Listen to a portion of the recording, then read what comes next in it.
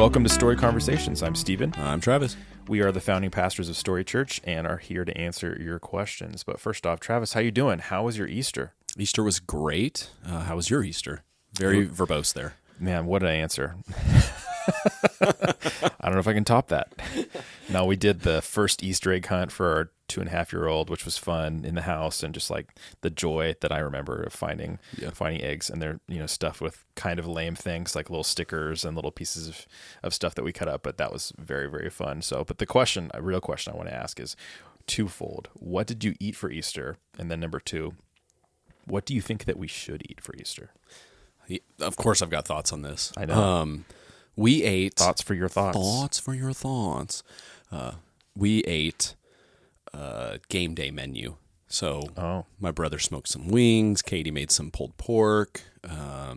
There was some brats and hot dogs and chili, and it was kind of a dealer's choice. So it was delicious. Very good. I love that. And we do a rotating... Easter's kind of for me, my thoughts are it's an open...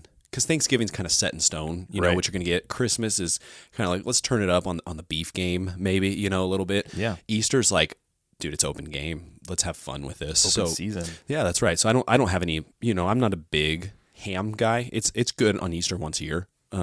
So I had a bite of ham, but I didn't eat too much of it. So I think you can have some fun with it, especially it usually marks like the beginning of spring and the sun's coming out. Maybe it's like you're obviously not this year. It was cold and rainy, but you're probably in shorts and you're, enjoying the day and the weather. So it's fun to cook out a little bit and have some fun. Yeah. What are your thoughts? Yeah, we did the classic, the spiral ham. Yeah. Had the in-laws in town. Spiral ham with some like cheesy potatoes. It was like some good. My in-laws are originally from Kansas, so we had some solid like Midwestern inspired kind of heavy foods, but it was good. It was like cold, really cold, rainy day, so having that, and we had a good salad, which was a nice counterbalance. But yeah, I don't know. I don't have a good answer to my own question. I'm like, I never really know what Easter's supposed to be. Yeah. Ham is the thing that like pops up for sure in the store. So it's like, oh, that's the seasonal thing, but it's never been like a consistent thing as far as like what we eat. And I'm like, I don't know. If you smoked a brisket, I'd be happy with that. If we did chicken, I'd be happy with that. If we did, I don't even know, like you'd mix it up, but I'm just always confused why turkey and ham are so beloved. It's like big turkey hater here. That's a known fact, but oh, for sure. But beef is just so good, and if we're gonna go all out on a ham, why not just go all out on a ribeye? They call it going ham. Going ham. Well, yeah. Beef is just so much better. So those are just eat beef. There you go. Yeah. Yep. Sponsored by Grimius. We have new sponsors every week.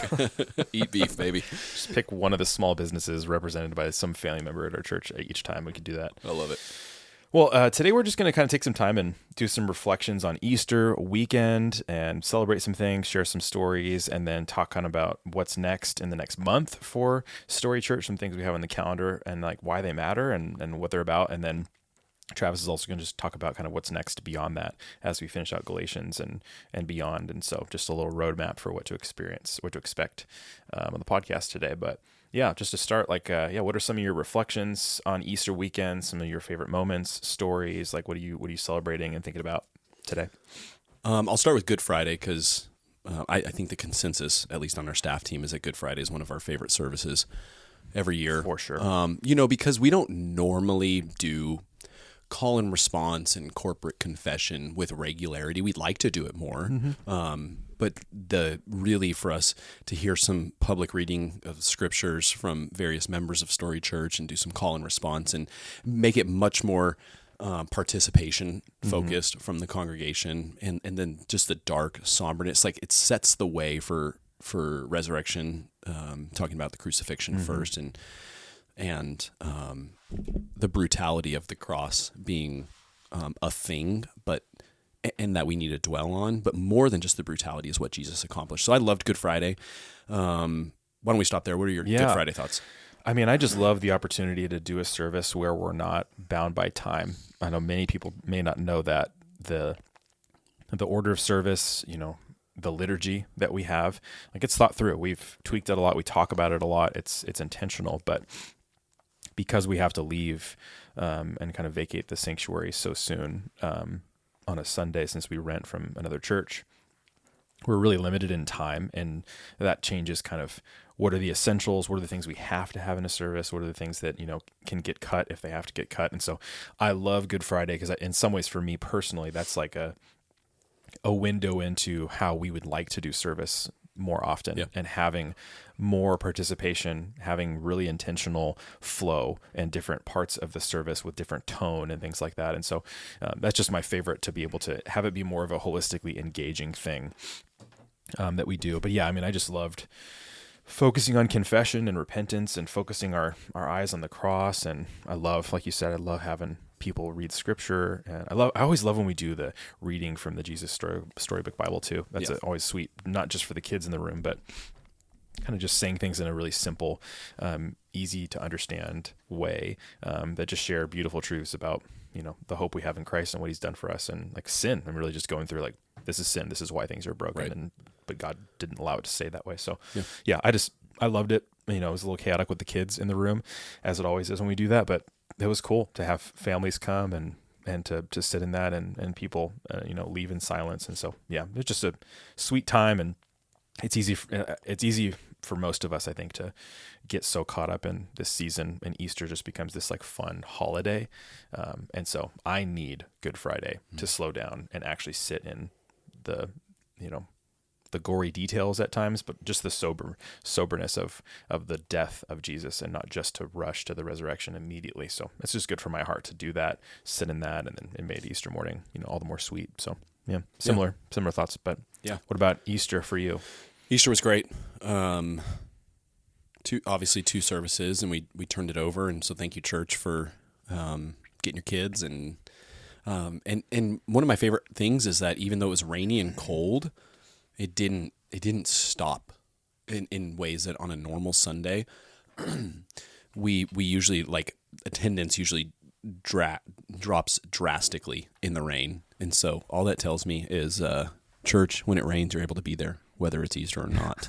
Boom, boom. No, I love it. Preaching on the resurrection is always so fun and hopeful. And then for me personally, just one of the highlights is we changed the way prayer response happened. We just ate lunch, by the way, guys. Sorry, we're clearing our throats here. We're gonna run with it. Sorry to my wife Allison, who frequently complains about how often that happens on this podcast. Yeah. It's gonna happen. It's the only place it fits on the calendar right now, so we're rolling with it. We changed the way we did prayer response time till after service, up front, and I was able to participate in it in ways that I don't usually do on a Sunday. And the response was good. And being able to pray for and minister to people, and then seeing other pockets of people praying for and encouraging each other.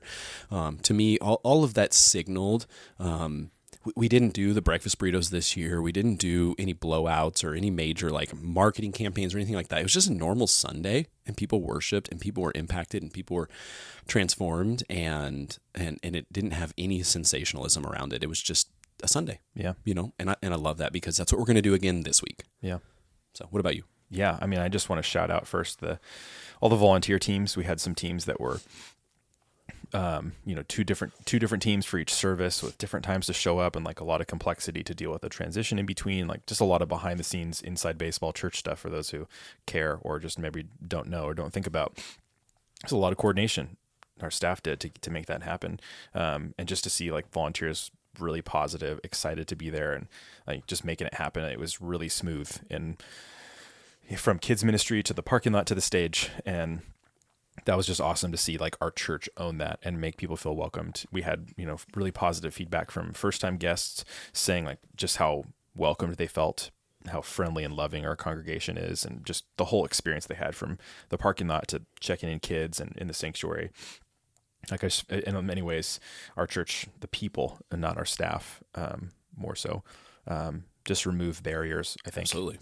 In general. And today, I think Easter was just like a really particular highlight of how our people make anyone who shows up feel welcomed, and remove a lot of typically awkward obstacles to visiting a church for the first time or coming. And so Yeah, that was super sweet, and it's my personal area of leadership, but I was just encouraged by a worship team that was willing to show up at 6:55 and then stay until well after our second service was done and go home after noon. Like that was, or whatever time they ended up having to tear down and deal with all this stuff. But that was just sweet to see people just like totally said yes to that. And we're like, yeah, I'm in. Let's do it. Let's make this happen. So that was really encouraged by our people.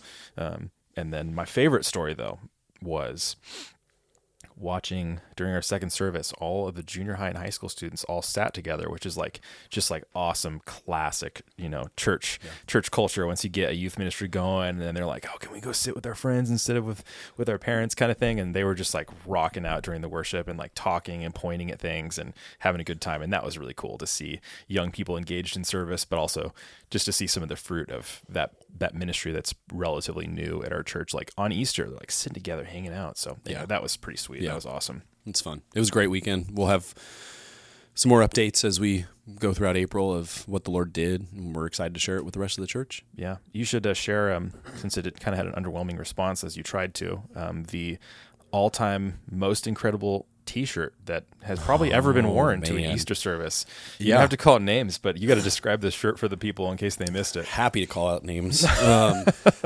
So Lucas Graham, there we go. One of our high schoolers, wore the greatest shirt. It was it said he is risen with Z's. So Riz is like charisma in the youth slang these days. The youths are saying it. And Jesus was riding like a T-Rex, and it said holding a cross. Yeah, that was too small. It was pretty funny. So if you're not using Slack and you're a volunteer, you should be using Slack and getting updates and stuff there.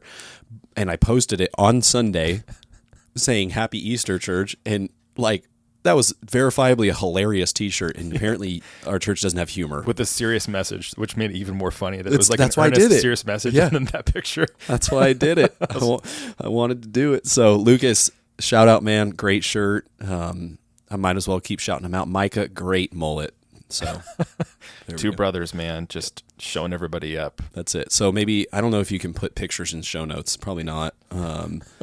I'll make some promises that I can't make keep. It the thumbnail for this video. Yes, that's right. That's right. It might make an appearance on Instagram. If I had the credentials to log in, I would put it on Instagram. I don't even know what it is. So, anyways, so good. It was great Easter. It was great Easter. Yeah. So thanks again to everybody who pitched in and served and went above and beyond. Kids volunteers who volunteered more than they normally would, and it was just an all hands on deck situation. And God was glorified. The gospel was preached. New people were reached, and man, just excited to see what God's going to do, and also trust what God's going to do that maybe we don't get to see from whatever seeds were planted from that weekend. So, well, next we just want to talk a little bit about just some ministry things that are coming up at Story, some ways to get connected and involved, especially if, like many, Easter weekend is a weird time where in some ways our whole church is represented exclusively on those big days. People who would call our church home but don't make it very often or watch online a bunch. And so we had an opportunity to actually gather and see everyone at once, which was pretty wild. And there were a ton of people.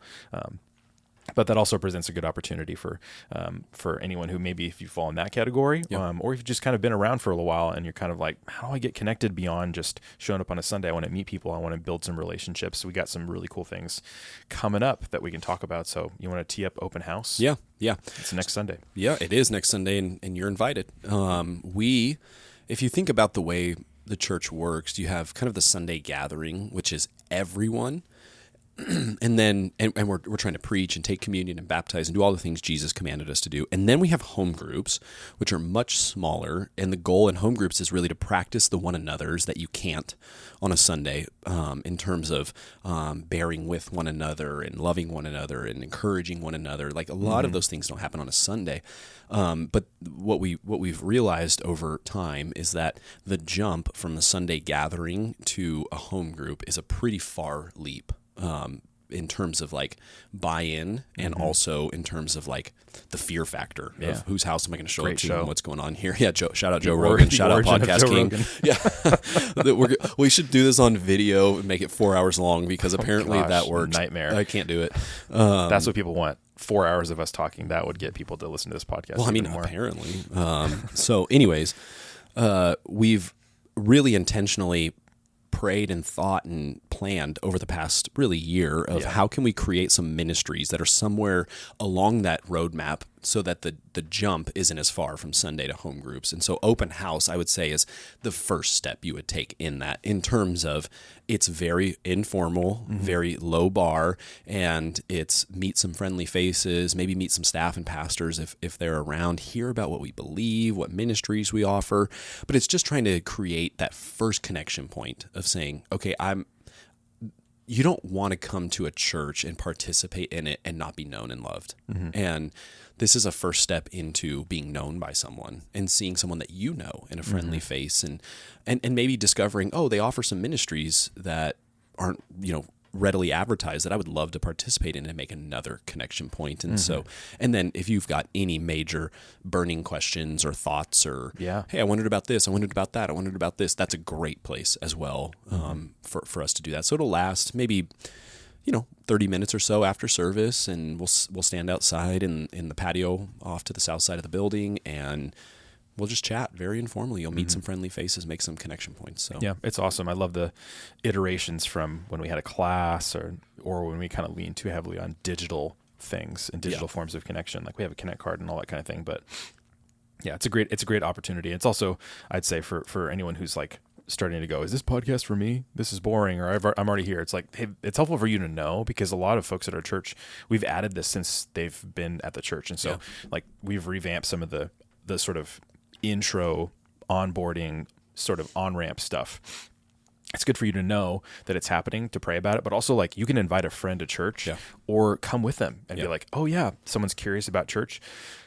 Have them sit with you, and then, hey, we can go to this thing afterwards and chat. Hey, I'll introduce you to some people. And I think it's actually helpful for those who maybe aren't the audience for open house. Oh, totally. As an event, to both be aware of it, to attend it occasionally, just to meet some people. If you want to just jump in and be a friendly face there, but also not just invite people to church, you can invite people to that as well. Yeah, I think one of the things our elders were talking about is for anyone who calls Story Church home, when you think about the Sunday gathering, we need to think less in terms of we're invitees and think more in terms of we're hosts. We are hosting our church family, and we're hosting people outside of our church family who might get connected in. An open house is a great place for you to even just pop over and say, hey, I'm a member here. What's your name? I want to meet you. I want to get to know you. How about next Sunday you come sit next to me? I mean, that is incredibly disarming for someone, and it is it communicates really a profound love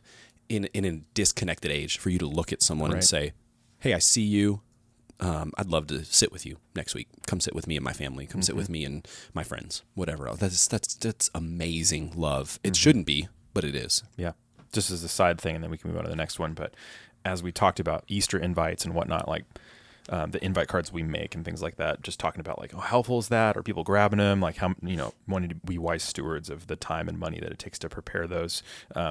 One thing that's come up quite a bit in conversation is just how much we as the church, but our church specifically, need to just like reclaim the practice of inviting people to church, and how that's not a weird thing. That's not an icky thing. That's not lazy. It's not like, oh, you're not doing evangelism if you're just inviting people to church. Like the come sit with me stuff. Like we have little cards you can use, that little business cards you can bring with you to invite people to church, that just have the info, basic info on there. But it's so much less about the tools or the event or whatever else, and more just about relationship with others and just like being used to just inviting people to come sit with you, and not just, hey, come to my church, but like, I'll save you a seat. And that personal touch, like you have no idea, much less Easter. Obviously that's a big one, but like anytime, like what obedience that might be to bring someone in, to expose someone to the gospel, even if you don't feel super confident to do that. Like that's a first step to someone you're in relationship with, to just say, hey, come with me. And that's why we have open houses at church.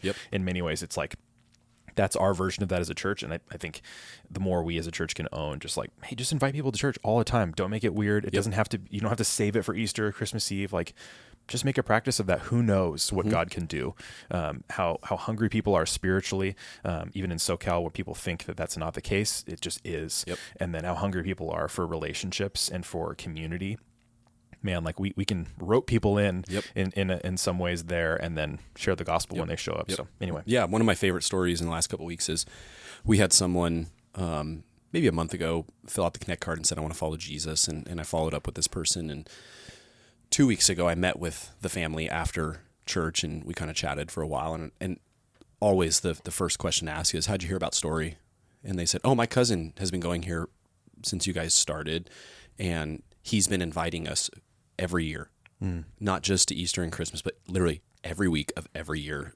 I mean, if we were multiplying that out, 52 Sundays times 5 years of 4.5 years of existence, I mean, we are talking, I don't even know, what is that, 2,000?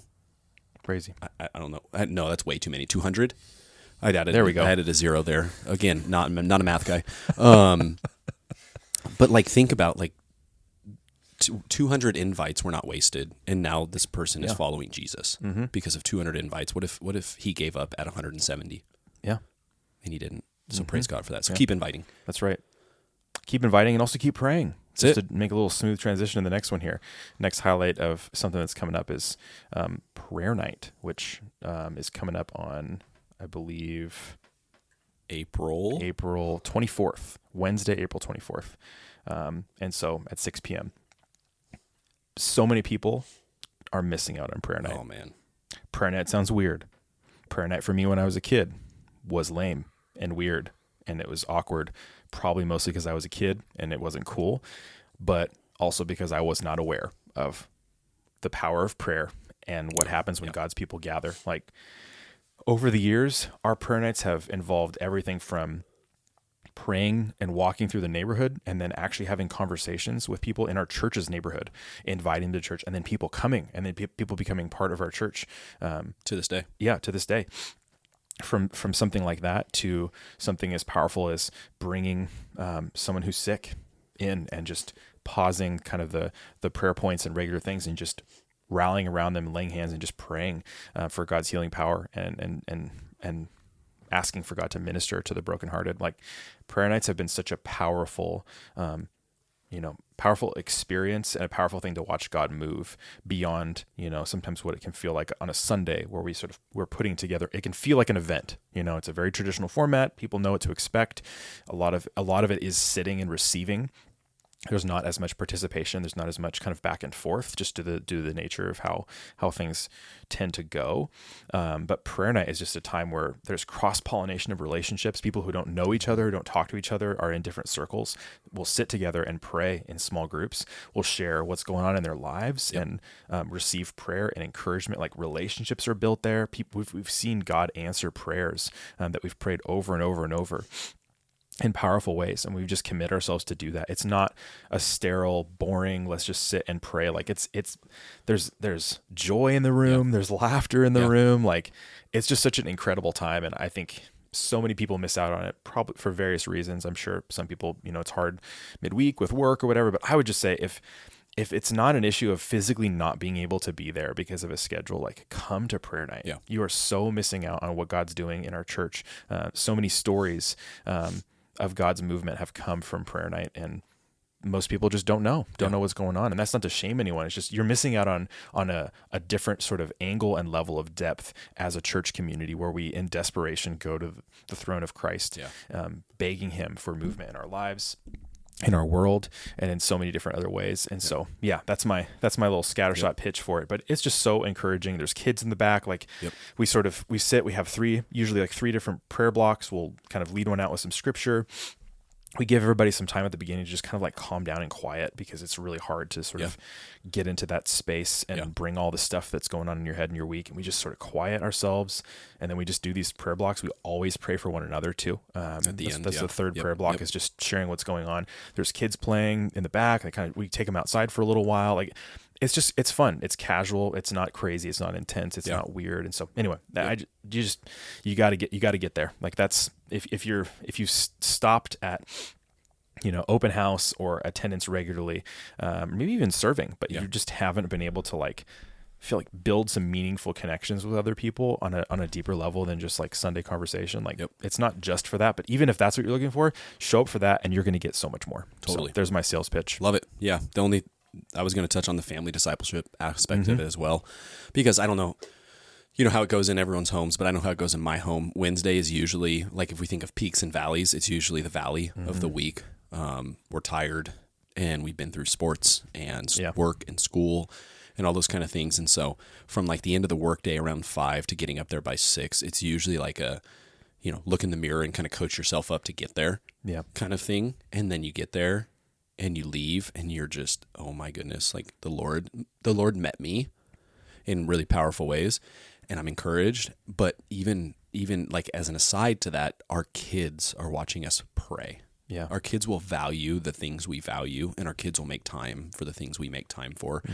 And so, I mean, even on Good Friday, like we did family style worship because we want your kids to see you worship, sit under the preaching of the word, take communion, pray, confess, read a it's not like kids are not an obstacle or something we need to shunt off to the side all the time. Like we do that obviously on Sundays for a reason, but not always. And prayer night is one of those nights that we're committed. Like our kids need to see us pray. Yeah. And I love watching, again, the youths pray together. Yeah. It's really cool. God's working. So come to prayer night, April 24th. Yeah. Last thing I would say is just, it's also a great place for anyone who is just in a place of desperation. Yep. Sundays are hard. People are excited, energetic, for better or for worse. You never know like what's going on. A lot of times people are putting on their Sunday best, whether it's their clothes or just a smile on their face. I think our church is unique in that we're not a fake place on Sundays, but it is a harder place to show up when you're just not doing okay. And because there's a lot of energy and everyone's excited to be there. Like prayer night is such a great place to just like when your life is jacked up, when you're stuck in sin, when you're feeling overwhelmed, when you're anxious, when you're dealing with suffering and hardship, just to like come and bring all of that junk to the Lord and just sit with other people and receive care and receive God's presence. Like it's just, there's some healing that happens there too. That's incredible. And so even if it's not just about we want you there because we're pastors and we're supposed to pray, this is a church event. It's like truly like, if you don't go, you're missing out on some things that are really awesome, but also you're missing out on some opportunities just to be cared for by one another, by the Lord, that like we all need. And so it's like, man, it's the one event that's not like a thing we promote because it's awesome. It's more just like people have no idea how cool this is, how awesome it is, and like how beautiful it is. And yeah, like you said, it's like many things on our calendar, including the next one that we'll mention probably. It's easy to be like, oh, I don't want to do this. Oh, I'm so tired. And then you go and you're like, oh, thank God. Yeah. I needed this. Yeah. This is so good. Yep. Thank you, Jesus. So it's good. What's next? Home groups. We're going to talk a little bit about home groups and why. Maybe we can go back and forth, share some stories from our own experience in home groups at the church and beyond, why they matter, why it's awesome, all those different types of things, like why we do them. We've not hit this a ton on Sundays directly in a while. So yeah, why don't you tee it off? Yeah. Home groups for, the previous 5 years before Story Church. So, and then almost, I guess it's been over 5 years now here. So for the last literal decade of my life has been mostly where I've spent my ministry time. And I'm just really convinced it's one of the most easily neglectable, if that's a word, things, but most necessary things in our lives. And the reason why I say that is because what I said earlier in terms of like taking the nitty gritty of the one another's of the New Testament and actually working them out, not in theory or in concept, but in doing life with people. The idea of like bear up one another, like a load bearing wall. When someone's broken and needy, it is our job as a Christian community to bear that person up. And then there's bear with one another. So when someone's super annoying, bear with them because God's forbearance with us, or someone has sinned against you. Or if you think, man, my group doesn't have that person, you're probably that person they're bearing with. We all have been at some point. Yeah, that's right. And then, the freedom that you find in confession of dragging your sin into the light and being met with brothers and sisters that meet that sin with grace and mercy and walk with you through that. And it's not a, oh yeah, it's cool, man, kind of deal, but it's like a, hey, the Lord forgives you. Now I want to take your discipleship seriously enough to help you get over that kind of thing. Like there's so much beauty there. And so home groups, again, they're easy to neglect. I mean, for Katie and I, it's like, all right, we got Little League and gymnastics, and we've got school, we've got all the school events on the calendar, and we've got different ministry events, because the way, at least you and I are, the way our calendar works is a lot of evenings. And so it's just another evening out of the week for Katie and I. That's like, all right, we're going to move some things around to make sure this thing happens, because it's so easy to neglect it. And then when we do neglect it, our souls feel it. Yeah. And when we're in a good season of it rolling along with consistency, we also feel that in the positive way. I would say some of the byproducts of it are unity, because it's really, really hard to dislike the person that you are doing life with and praying for and encouraging, and they're praying for you as well. We're not talking uniformity or anything like that. We're talking about actual unity where you're walking with each other. So unity is a good one. And then mission, because John 13 tells us the world will know us by our love for one another. And in a disconnected age, in a partisan age, for us to prioritize community across age and economic and ethnic statuses is very attractive to a world that is lost and dying. And so those are some of my favorite things. Over the years, we have seen everything from, people losing their jobs and being financially cared for by their home group. We have seen things from someone who has a long-term addiction to a substance finally walk in an extended freedom from those things. We have seen people for the first time crack their Bibles and learn to read and understand and apply the scriptures to their lives. We've seen people come to faith in home groups. We've seen people get baptized in their home group, although we would prefer that is done in the church, but it happened no less. We've seen people who were totally deconstructing and leaving the church for a variety of reasons. Their connection point back to the local church was not through the preaching or worship on Sundays, but through the community that they were invited to. And so bar none, everyone who sticks around, we say, how'd you find out about Story Church? Google, whatever. Okay. Why'd you stay at Story Church? Oh, my home group, my home group, my home group. My home group, my home group leaders have cared for me so well. They've opened their home to me. Someone was just in town and that was in a home group for a long time. They were passing through town for a month or so, and it's like, hey, can we park our big rig on your property and just do life with you for the next month? And then those people were like, yep, come on. Yep. Like I love that. So anyways, those are some of my riffs on home groups. That's awesome. Yeah.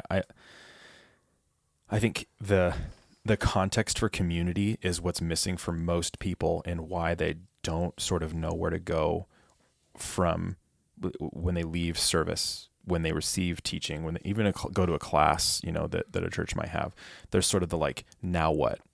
That people just feel like they get stuck. They don't know how to apply it. They don't know how to live it out. And it just kind of gets lost and slowly fades until the next weekend. And I think the reason we have home groups at our church is because our culture does not value community in the way that the Bible teaches it. We just lack it. Our relationships lack depth. They're usually almost exclusively around shared activities, and then it's all about the activity, and there's not a lot else going on. And so a lot of us find ourselves just desperate for friendship, desperate for relationship, feel isolated, even if we're surrounded by people and we're going to our kids' games and going to the gym and going to the same restaurants and coffee shops and hanging out with our neighbors or whatever, but it's all surface level, and it's busyness. It's not real community.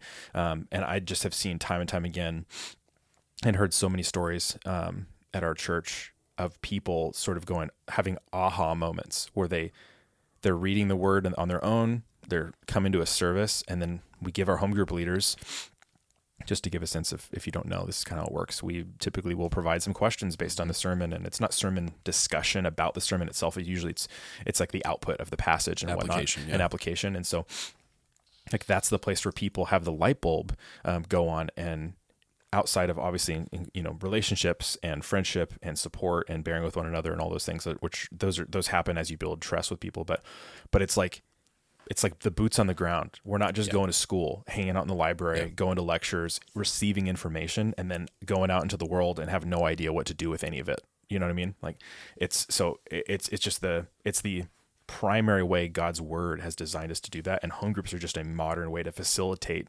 that practice where you actually get to do that. And then you get to see yourself grow. You get to see other people grow. You get to encourage them. They get to encourage you. And it's like all of the things we're so desperate for, but we're afraid to take the risk of building or asking for in relationships with others. It's just a really simple, basic, not fancy, not creative way of just doing life together, where God just allows so much of all of that sanctification and so much of all of that goodness that we need and desire to happen. Yeah. In my own home group and experiencing groups over the years too, I've, like you said, I've seen everything from, just confession of sin, of addiction to porn that's never been shared with anyone, never been shared with a spouse, that's just been taken over someone's life, and confessing that and seeing how amazing the confession of sin takes away the power because of its secrecy, and then being able to walk with people and help them change and grow, and then see freedom and celebrate that. We had a really cool conversation one time with someone in our group that works out in the marketplace in a creative field, and is like, how do I be a Christian while working in creative industries where I can't always control the content that I'm assigned, the things I'm a part of, what things should I be doing or not doing? How do I filter out like holiness while also being in a world that has a lot of darkness and evil and godlessness? And it was like just so awesome to see how a group of people can come together and say, like, here's how we can point each other to the gospel and to scripture to help, like, real questions of how to navigate life. Like, that real stuff on the ground happens there. And so it's so awesome. Like you said, it's easily neglected if you're in one. It's easy to just not show up, but it's so easy to just not do it because you're like, wow, this is intimidating. What are these people going to be like? Am I going to like them? Are they going to be like me? And the answer is like probably a mix, like anyone else, and like everything else in your life, your coworkers, your neighbors, your own family. Like it's not always easy, but when people are gathered to rally around Jesus, all of the things that are divisive become less divisive, and that's what's so beautiful about home groups. And they're also really easy to get involved in from a practical standpoint. In case anyone's looking, you can go to our website and you can see a map of all of our home groups. You can see which ones are open and even which ones are closed, and reach out to a leader directly and say, hey, can I join? Hey, can we meet up? I'd love to talk.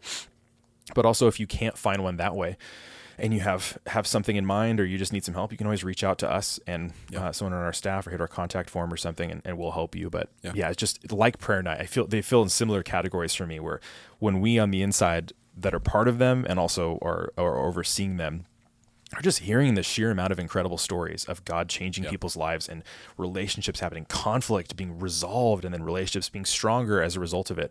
Like, it's so incredible. And it's like, man, I sometimes look out and see a sea of people on Sundays that just kind of show up on a Sunday and that's it. And it's not even a chastisement of them. It's just that same feeling I feel about prayer night, which is like, oh man, like, you need this so much more than maybe you realize. And it would be so good for you. Like, I want so badly to woo you and convince you to just step out in faith and to try it. I would love for our groups to expand and multiply far greater than they are, because of the interest exceeds what we have capacity for. And I think that interest and that need is definitely there in our church. It's a willingness to just step out in faith and take that risk and say, like, God, this isn't what my church is prescribing.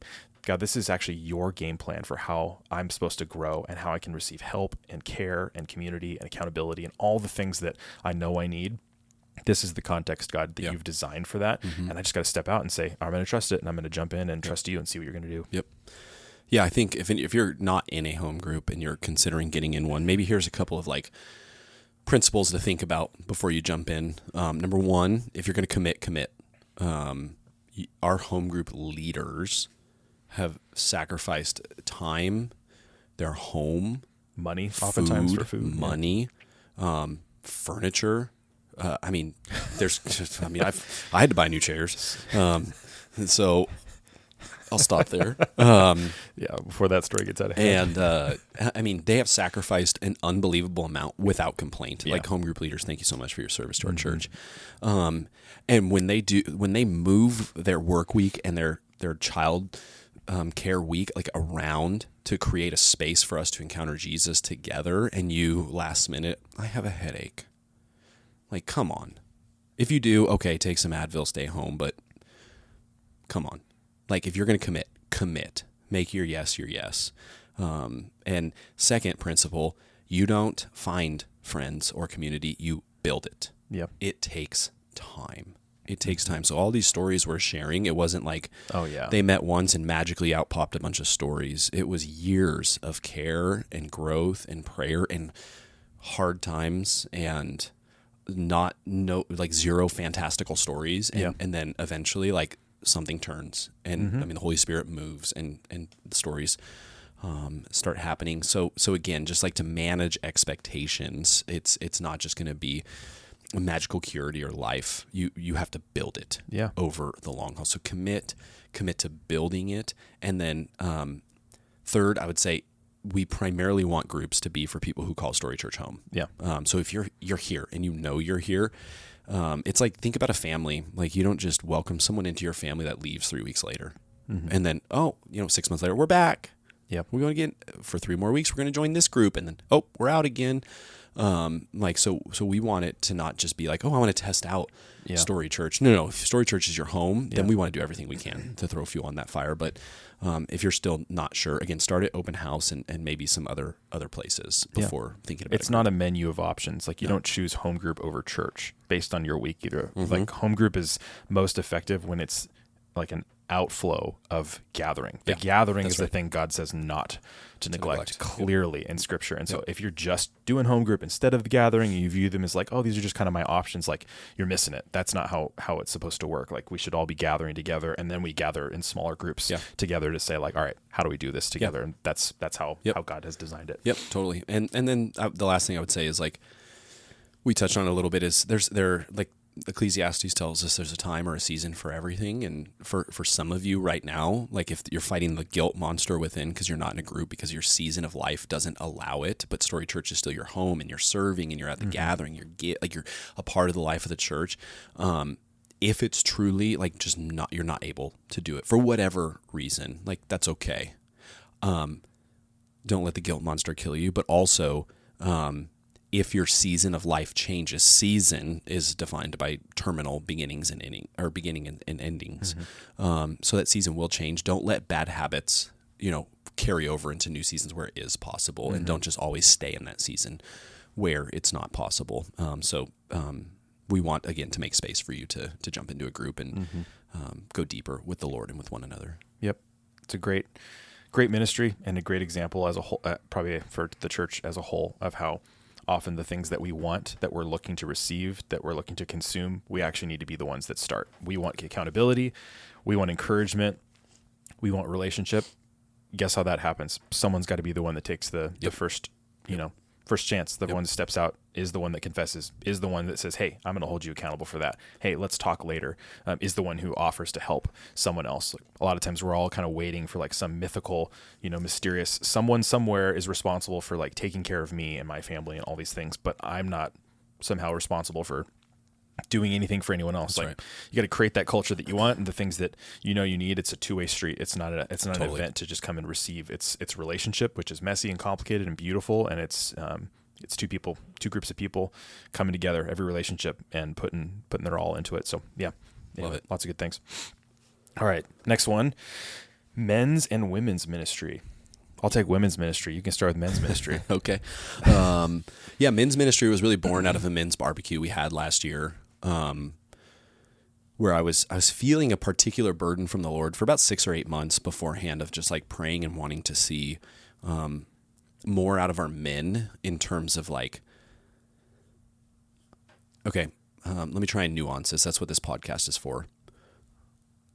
Big fan of Goggins and Jocko and Cameron Haynes and all those guys. I've already said it on this podcast. Like, I read their stuff. I think habit formation, James Clear, and those kind of things are very, very, very good things. But I have seen the primary discipler of men in churches become Jordan Peterson and Jocko Willink and Dave Goggins, all of whom have openly rejected Christ. And so, and I think the reason why the men in our church are attracted to it is because those men are communicating that your life matters. What you do matters. Everything you do matters. You should take responsibility and ownership over your life, and you should see all of these things that are, in biblical terms, are entrusted to you by God for you to steward and cause to flourish. you're to lead and manage over those things in your life. And so like I started thinking and looking out there of like, why is there a gap in Christian teaching on telling men that their life matters and they are to steward God's resources, whatever it is they have, their job, their belongings, their homes, their marriages, their kids, or whatever else. And so I really just said, all right, let's start with the men's barbecue. And I just want to communicate that basic concept to the guys in our church. And I think 60 or 70 dudes came out and we just kind of talked about those things. And in some ways it was probably the most rebukey I get of our guys. And I think it struck a chord with a lot of our dudes. And so we thought, okay, there needs to be some kind of follow-up to that. And so basically what it's turned into is 5-6 times a year, we're going to get together and we're going to talk about how the gospel and the scriptures inform manhood and all of the spheres of a man's life. And so really that's the aim. We get together for coffee for about an hour, hour and a half. Someone's going to teach, but the teaching is a lot less one way. It's, hey, let me tee some thoughts up, and then in your table groups, discuss these things. How does this work out in your life? How can you grow in your understanding of the gospel and how it impacts your masculinity, and not in a worldly way, but in a way that Jesus modeled for us and the Bible demands of us. So that's our hope. Hopefully it'll continue to morph and form into something into the future, but for now that's what it looks like. And so again, if we think of that spectrum from the gathering down to home groups, and then open house is the first step, I would say men's and women's ministry is maybe a next step along the spectrum of very, very kind of low bar, informal, not as high commitment, but we want you to be there kind of thing. That's awesome. Yeah, men's ministry stuff has been super sweet, super awesome so far. I've been loving watching dudes get into the Bible and talk about what it means about their lives on a real level. That's so awesome. So women's ministry, I've been meeting with a couple ladies from our church, a few of our members and key leaders, just talking about what we can do as a church to minister to women well, desires and needs that are there, and then even just like issues in our culture and things that are in our particular culture in SoCal and in our area that need to be ministered to. And so it's in its very early stages, but those ladies are really awesome. And they're mostly, I check in with them and try to support them as much as I can and fund what they're doing. But they're awesome, and they're leading this thing. And a lot of what the feedback that I've heard from them and others is just a desire to break down the fear of honesty and transparency that is just profoundly experienced and common in SoCal with ladies, just afraid to be vulnerable, afraid to admit weakness. This kind of, it's broader than just ladies, but just this is what these ladies have shared with me that they've experienced. And their concern as they pray for the ladies of Story Church is just to break down this idea that we have to be independent and we have to take care of everything. We got to take care of our kids. We got to take care of our jobs. We got to take care of our husbands. We got to do all of these things, and we got to do it without asking for help, without admitting emotional vulnerability and weakness, or admitting brokenness in our own lives, and just such a pressure to perform that our culture has created for ladies to look a certain way and then to perform at a high level and not need help and not seem weak in any way. That's just not possible for any of us. And certainly I think this applies beyond ladies, but I think particularly that's something that the ladies that I've spoken with and that have been meeting together, helping put these things together, just sense that that's a real issue. And it's an issue in the sense that it's just in the way of real relationship, of helping each other, bearing with one another's burdens and hard times, yes, but also just working together, of just collaboration and moms helping each other out and supporting each other through different things, and working moms and single moms, and just and then single ladies, people without kids. Like, they're not needing to, there isn't some model of what it looks like to be a good godly woman at Story Church based on what you have and what your life stage is. And so there's that is my hope, is that over time we can just continue to facilitate community, as we've done so far with a lot of the events have been just get connected, meet people, have conversations, like an opportunity, especially if you have kids, to not be with your kids and just to have conversation where you're not whipping your head around constantly trying to find your kids. Like, that's just tough. And so it's been really sweet. I'm really thankful for particularly Caroline Kahn, who's kind of heading that off and has a team that she's working with, planning these things. And so our hope is, we'll see what that looks like long term, but the hope is that it would just grow our culture of just like honesty and charity and love for one another and openness, so that the ladies at our church see their identity in Christ and not in what they look like, what they have, or what life stage that they're in. And then we're able to be broken and needy as we all are openly, and support and receive support and give support to one another, and lead in the home, and model so many things, and serve and lead in our church in ways that God desires. And so, it's awesome. I'm obviously not at them. I was only at one, which is the worship night that I helped lead. But if you haven't been, the feedback consistently has been just like, people who don't know anyone at our church or feel like it's tough on a Sunday, go and like make a friend, build a connection. They feel, oh, I belong here. Oh, there isn't a model of what it looks like to be a lady. There isn't a type of lady that's the Story Church lady. There's lots of diversity, and it's beautiful, and you get to go be part of that and be ministered to and encouraged. And so, we got a couple of these coming up. We got the men's event is April 13th. It's a Saturday from 8 to 9:30 a.m. And then the women's ministry event is a bouquet making event, and that's April 7th. That's a Sunday from 2 to 4 p.m. So all that's on the website. But these are just great opportunities to grow in your faith, to grow in connection with others. And like Travis said, it's another opportunity if you're kind of still feel like you're on the fringes in some way. This is a great place to go and just meet some people and feel more known and not feel like an outsider. Totally. So, yep. It's great. So maybe a couple things looking ahead, and we're getting close to an hour. Yeah. So we will close it out there. We got a couple things to look forward to. Again, Stephen said, hit the calendar page. If you are on the fringes, we don't want you to be. And so there's all kinds of ways to get connected. The ball is in your court. We have a baptism class coming up. We have a membership class coming up. So if you've never been baptized after coming to faith in Jesus, come learn about what baptism is and why we should do it. It's about an hour after a church on an upcoming Sunday.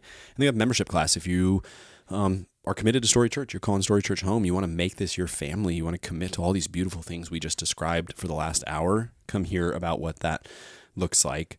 And then we will, over the course of the rest of April, we will close out Galatians. So it'll be, I think, somewhere around, 13, 14, 15 weeks total. We paused for Palm Sunday and Easter, and those were sweet Sundays, but I'm excited to get into Galatians 5 this coming Sunday, and we will finish it out at the end of the month. And then we will jump into Embark Part 2.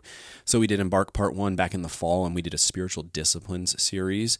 And so that one was really, there were corporate applications to it, but it was very individual focused. So how do you grow in your Bible reading, prayer, evangelism, service, like you as an individual follower of Jesus? Part 2, we're going to be thinking much more corporate.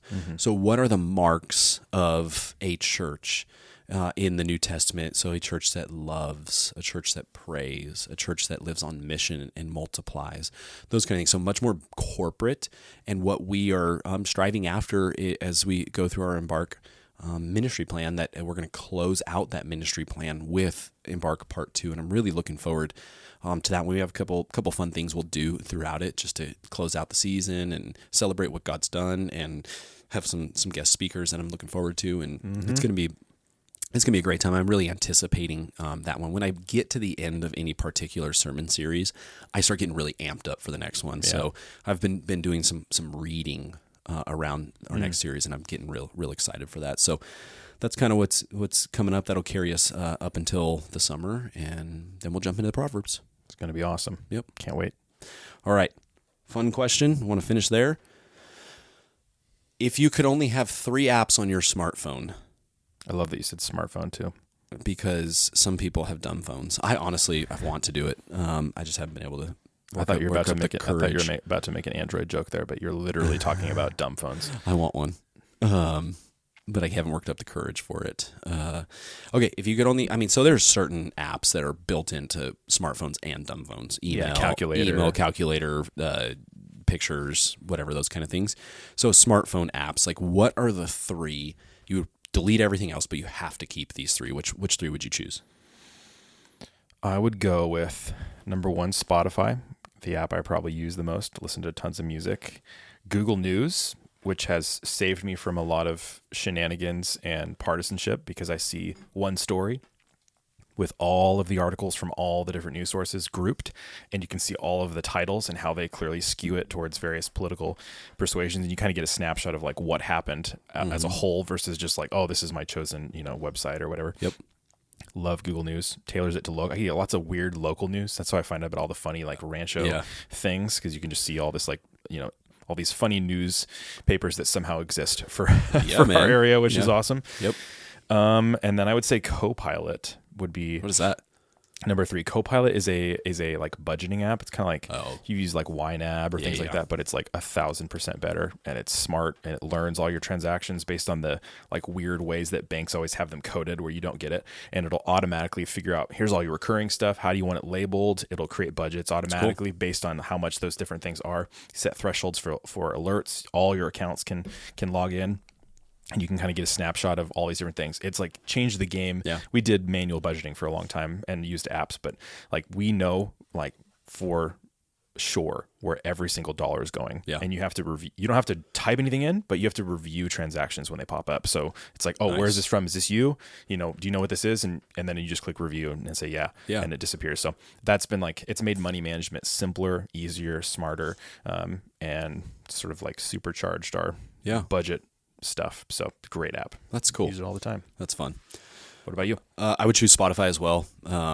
I actually just went into my little thing and said, like, looked at the usage time. It's always the highest. Podcasts and music, both. Audiobooks now too. Audiobooks. So Spotify, I probably go ESPN as my second app. I do have an ESPN Plus membership that I got with the Spotify and Disney bundle. Yeah. And so I can stream sports on that. And then my third would probably be WhatsApp.